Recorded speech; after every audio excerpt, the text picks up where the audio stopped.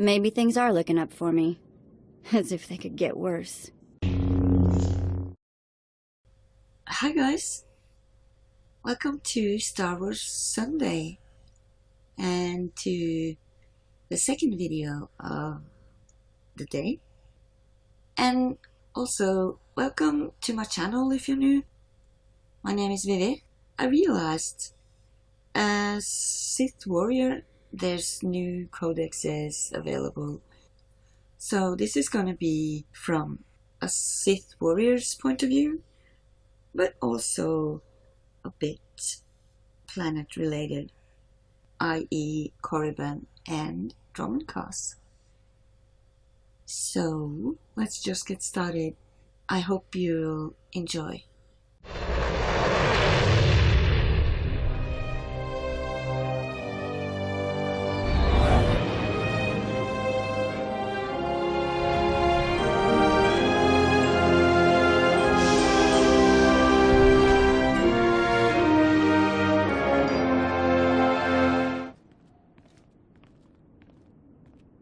At last you've arrived. Good, good. There is much to do and every moment is critical.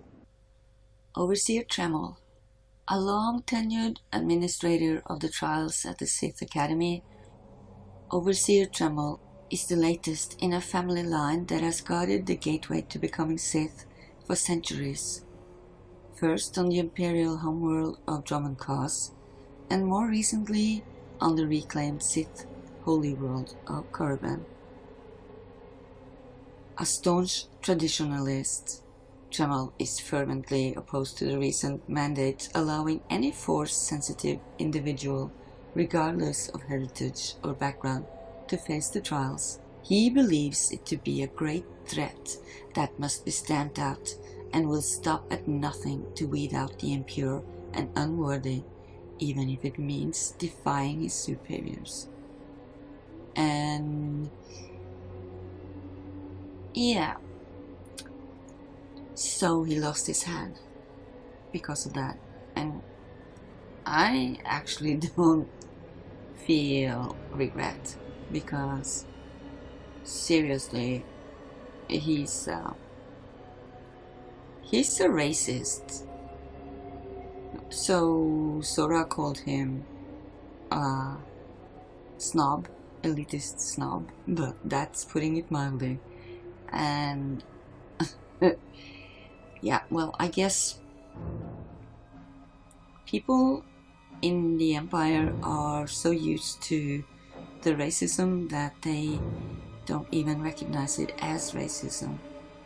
It's just how it is, right? Some species are just subspecies of human and pureblood Sith. So maybe it's wrong to call it racism, but speciesism is just weird, because on our planet that means something else, because we're the only sentient beings, humanoids perhaps. That didn't tickle. One more chirp from you, little bird, and you'll regret it. Chirp, chirp, chirp.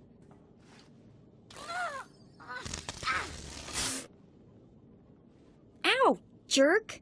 If you don't like that, just say so. I can do other animals too. Dire cat, frog dog, waking monkey lizard, you name it. Vette, a Twi'lek born into slavery on the planet Ryloth. Vette escaped a life of servitude to become an accomplished rogue and treasure hunter. Too daring for her own good, she managed to breach Imperial defenses and sneak onto Korriban, gaining entry into the most sacred Sith tombs before being caught. Years of travel and close calls have made Vette quick with a blaster, outspoken, uppity, and unfiltered. She can be fiercely loyal or relentlessly taxing, making her a source of annoyance to some and great amusement to others. Likes anti-authority behavior, protecting the weak, treasure, and getting paid. Dislikes bullying, killing innocents, kissing up. Primary weapon, dual blaster pistols. Yeah, so I didn't know that Vette actually snuck onto Korriban. That's news. And yeah, I know they found her in the tomb, trying to break into the tomb we eventually went into, but that she had gotten to Korriban on her own, that is impressive. She sounds like she's self-serving and a bit too smart for her own good, but she's got a good heart, and she is more often than not getting into trouble because she cares about people, not because she cares about herself. But she likes to get paid though, so yeah, she's a smuggler. She smuggled herself onto Korriban, and that's probably her biggest achievement yet. Yeah, we like her. Sora is amused by her, and they're gonna be fast friends. You're welcome. Tomb Raiders. The ancient Sith tombs of Korriban have long been a target of raiders and treasure seekers with dreams of valuable plunder. While many are the minions and hirelings of Sith Lords hoping to lay their hands on powerful relics, others are daring fortune hunters who come from off-world and risk conflict with the Sith. Individual pirates and rogues occasionally arrive stowed away on ships, but a more organized group, led by an eccentric underworld figure, has infiltrated shipments of slaves sent to the Red Planet. Once on the surface, the slaves sneak into the tombs. Few ever leave Korriban, but those who survive are paid handsomely for their trouble.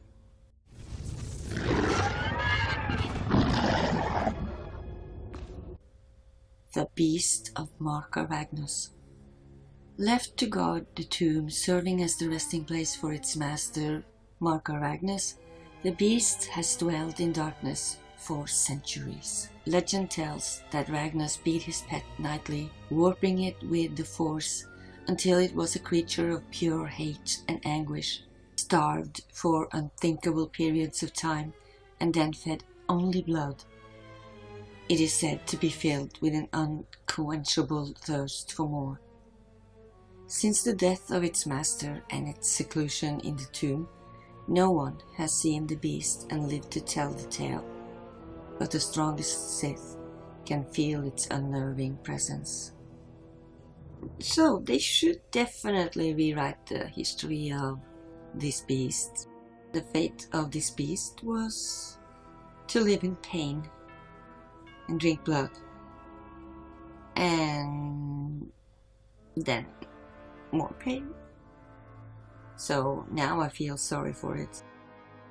Shyrack. Eyeless, winged monstrosities that hunt in swarms. Shyracks are cave-dwelling terrors indigenous to Korriban. Fiercely territorial, they attack intruders with aggression and frenzy. Typically cave-bound, every 63 years, the Shyracks of Korriban spill from their habitats every day for the entire summer. They fill the sky, blotting out the sun and moon, and rain their bluish droppings onto everything below. Before the Sith returned to reclaim Korriban, every 63rd summer saw biologists from across the galaxy descend on the planet to observe the purpling of the red terrain. Really? Are you telling me biologists came to Korriban to see poop? Oh well, to each their own, I guess. So, wait a second. when critters spawn like that, it's for mating, usually. Are they mating and then pooping? I'm sorry, but it's a weird thing. And are they only pooping every 63 years? Moving on.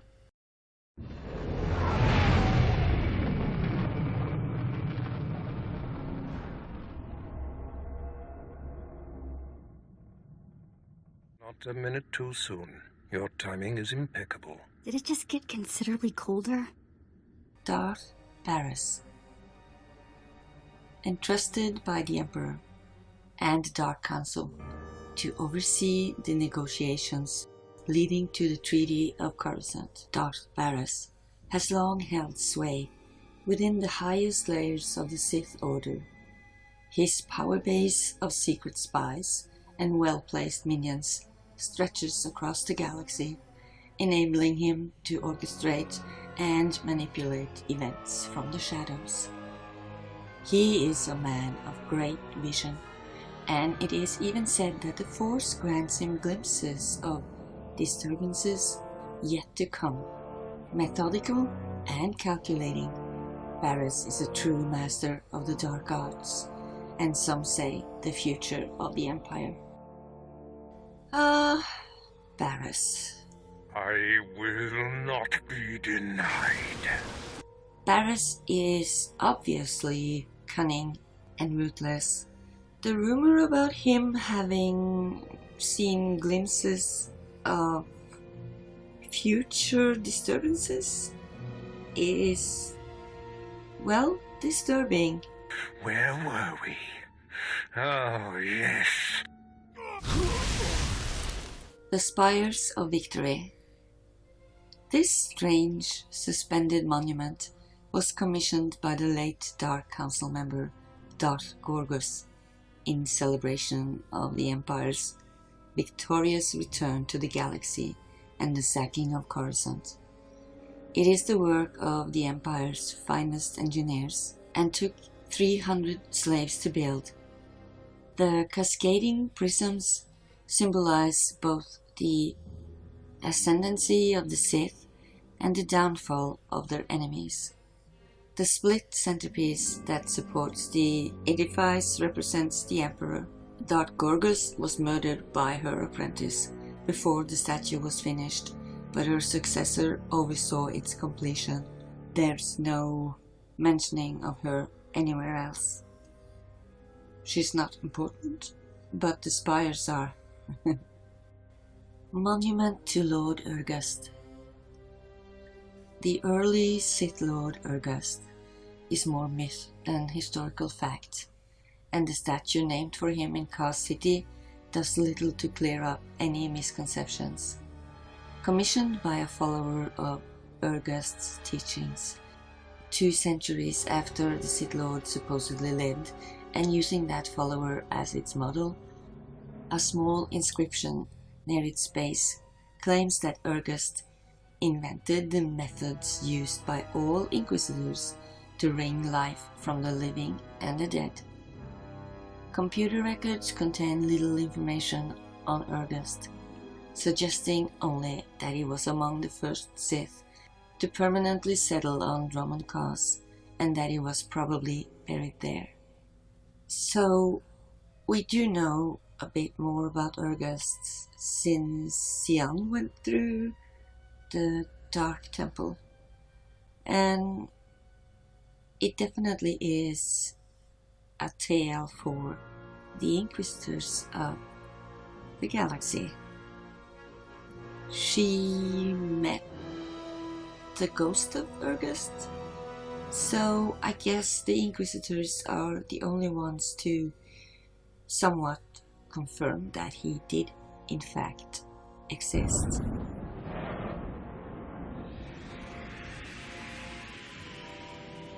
You have passed the final test.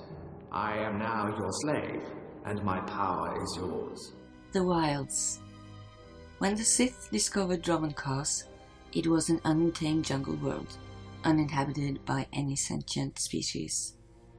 Over centuries, gleaming and orderly imperial cities have spread to cover most of the planet, but stretches of harsh, untamed wilderness remain, populated by violent predators such as the Gundark and Jurguran. The wilds separate Kaas City from its spaceport and are best navigated at a safe distance by speeder rather than on foot. Looking for the Revanite leader. Am I talking to the right man? No, I only guide initiate along the path. Revanite Compound. Outsiders in Sith society, followers of the philosophies of the mysterious Darth Revan, meet in a hidden enclave in the jungles of Dromund Kaas, submitting any who want to join them to rigorous tests to establish their loyalty and sincerity. Originally, the Revanites met in Kaas City to study Revan's teachings, but as suspicions arose about the Revanites' loyalties to the Emperor and the Dark Council, they were forced to conceal their activities. At first, they took shelter in the compound of a prominent Sith Lord, but when that Sith was assassinated, presumably for supporting the Revanites, they were forced to relocate their sacred texts and relics and build their sanctuary in the jungle. Revanites inside the Imperial military and the Sith have kept the compound from appearing on most scans of the area. Explorers who stumble upon the compound are rarely heard from again. Alright, I think that's a misunderstanding, because we were not threatened or even remotely forced one way or the other. They were actually very polite, telling us we had probably gotten lost in the jungle, and that was it. So did these explorers force themselves upon them? I don't know. But yeah, we're in the middle of this story, and I really enjoy this part of Dromund Kaas because, as you all probably know, Darth Revan is somewhat a main feature later on in the game, so it's nice to get that story bit. Gundark. The Gundark is among the most feared of all species. Its strength is matched only by its resilience and keen senses, and it is a favorite target of big game hunters and a featured attraction in gladiatorial arenas galaxy-wide. Gundarks rarely last long in captivity. However, many beast tamers tell of letting their guard down for half a second in the presence of these mighty creatures, only to be attacked and horribly mauled. They are the lucky ones.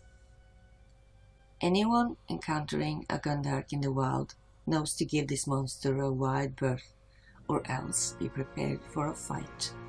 The Gundark is known to attack unprovoked.